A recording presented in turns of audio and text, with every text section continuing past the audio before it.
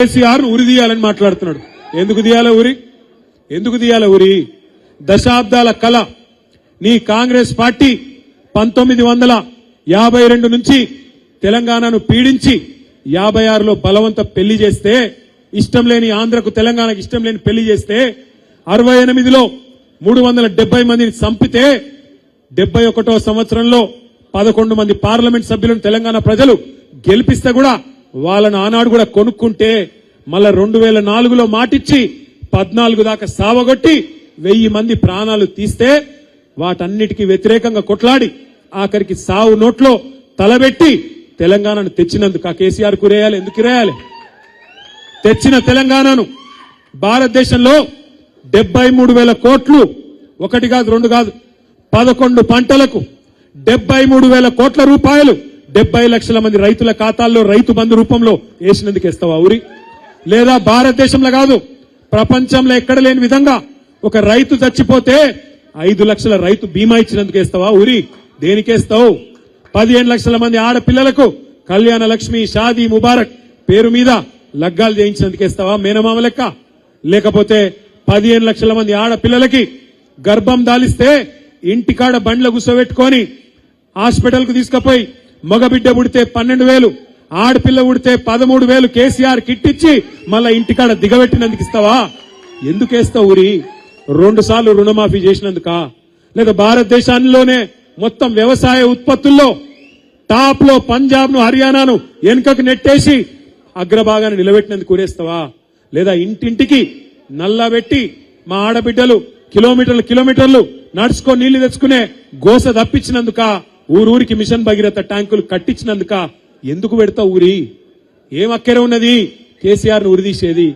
ఇవాళ ఎవరిని ఉరిదీయాలి? నిజానికి 420 హామీలు ఇచ్చి ఇక్కడనే వరంగల్, ఎక్కడనే కాదు ఇక్కడనే వరంగల్ పక్కకే రాహుల్ గాంధీని తీసుకొస్తే ఆయననేమో లీడర్ కాదు రీడర్. ఏం రాసిస్తే గది చదువుతాడు తప్ప ఆయనకు మన్ను కూడా తెలియదు. కాగితం మీద ఏం రాసిస్తే కూడా చదువుతాడు, పీకుతాడు. టీవీలలో వార్తలు చదువుతారు చూడు గట్లా, ఏదో రాయంగానే చదవాలి పోవాలి, ఏం ఎరకలేదు ఆయనకు. వచ్చిండు రాహుల్ గాంధీ, ఇక్కడనే వరంగల్కి వచ్చిండు. రైతుల మీటింగ్ పెట్టిరు. ఏం చెప్పిన రైతుల మీటింగ్ లా? కేసీఆర్ 10,000 ఇస్తుండు, మేము 15,000 ఇస్తాం రైతు బంధు అన్నారు. అన్నారా లేదా? ఇచ్చిర్రా మరి ఇళ్ళ మొక్కలకు? ఎన్నిసార్లు ఎగ్గొట్టిండు రైతు బంధు? 2 పంటలకు రైతు బంధు ఎగ్గొట్టిండు. ఇవాళ కూడా ఎంత ఇస్తున్నాడు? 12,000 అట. 15,000 ఇస్తా అన్నాడు, 12,000 బోనస్ ఇస్తా అన్నాడు ప్రతి పంటకు.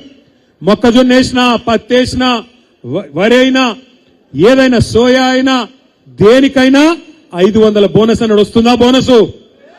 వస్తలేదా?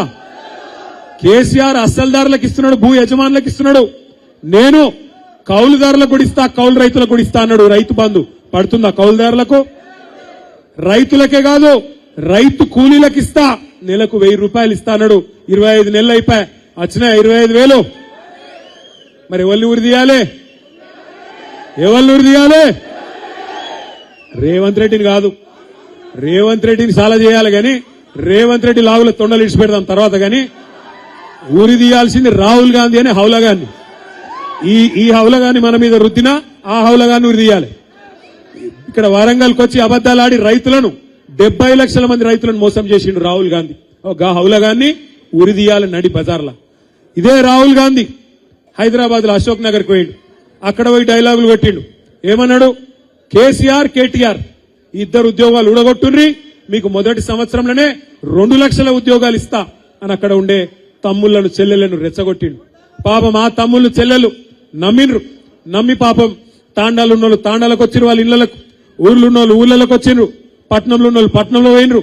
వాళ్ళ అమ్మ, అయ్య, తల్లి, తండ్రి, అవ్వ, తాత కాళ్ళు పట్టుకున్నారు. అగో మాకు ఉద్యోగాలు రావాలంటే మీరు కాంగ్రెస్ ఓటేయండ్రి, రాహుల్ గాంధీ చెప్తుండు అని చెప్పి వాళ్ళు నమ్మి వాళ్ళ ఇంటోళ్ళతో కూడా నమ్మించి ఓట్లు వేయించి పాలకుర్తి కాన్స్టిట్యున్సీలా ఏం అభివృద్ధి తక్కువ చేసిండు దయాకర్ రావు గారు?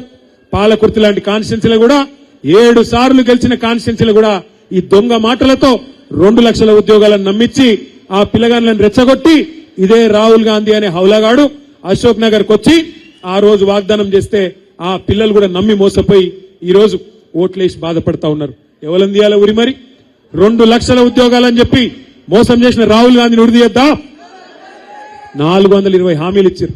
మా ఆడబిడ్డలకు చెప్పిండ్రు, అత్తలకు 4000 ఇస్తాం, అత్తలకు